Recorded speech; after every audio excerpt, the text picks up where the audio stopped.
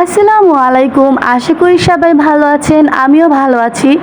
জীবনে প্রথমবারের মতো রান্না করতেছি বোয়া ভাত।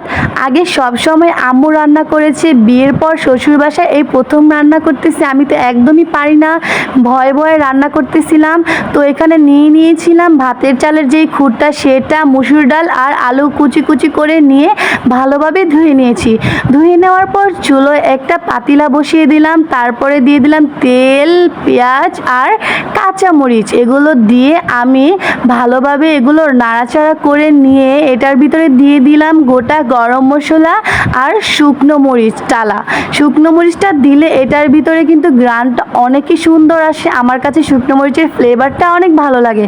দিয়ে দিলাম আদা রসুন বাটা দিয়ে আবারও নাড়াচাড়া করে নিয়ে যেই চাল, মুসুর ডাল আর আলু আমি ধুয়ে রেখেছিলাম সেগুলো আমি দিয়ে দিলাম।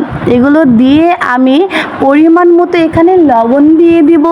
পরিমাণ মতো লবণ দেওয়ার পর আমি এগুলো ভালোভাবে নাড়াচাড়া করে নিব। ভালোভাবে এগুলো শুকনোভাবে ভাজার মতো নাড়াচাড়া করতে হবে, তাহলে এটা অনেক সুন্দর ঝরঝরা হবে। এগুলো নাড়াচাড়া করে আমি পরিমাণ মতো এখানে পানি দিয়ে দিব। অবশ্যই পানির পরিমাণটা খেয়াল রাখতে হবে, তা না হলে কিন্তু খিচুড়ির মতো লেটকা হয়ে যাবে। তাই আমি ভয়ে ভয়ে এখানে পানি দিচ্ছিলাম, কারণ আগে তো কখনোই রান্না করিনি বোয়া ভাত। তবে একটু পোলাও রান্না করার স্টেপটা মনে রেখে আমি এটা রান্না করতেছিলাম। আর এখানে পরিমাণ মতো পানি দিয়ে আমি ভালোভাবে মিশিয়ে এটাকে আমি ঢেকে দিব। ঢেকে দেওয়ার পর মাঝে মাঝে কিন্তু দুই একবার নাড়াচাড়া করে দেব। এই তো আমি একবার ঢাকনাটা খুলে এটাকে আরেকবার নাড়াচাড়া করে দিলাম, কারণ নাড়াচাড়া করলে ভিতরে লেগে যাওয়ার সম্ভাবনাটা একদমই কম থাকে আর দুই সাইডই ভালোভাবে কুক হবে।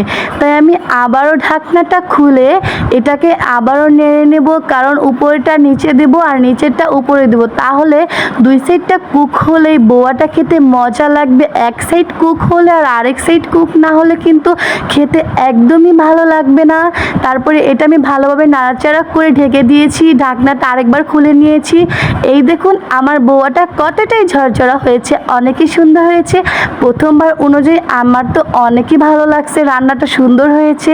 এটার সাথে আমি সব সময় 12-13 পদের ভর্তা বানাই, কিন্তু এবার আর বানাই নাই। ভেজেছিলাম ডিম আর শুটকির ভর্তাটা বানিয়েছিলাম। এগুলো বানিয়ে আমি সুন্দরভাবে বসে বসে খেয়ে নিলাম। তো আজকের ভিডিওটা এই পর্যন্তই। ভিডিওটি যদি ভালো লাগে অবশ্যই লাইক, কমেন্ট এবং শেয়ার করে দিবেন। আল্লাহ হাফেজ।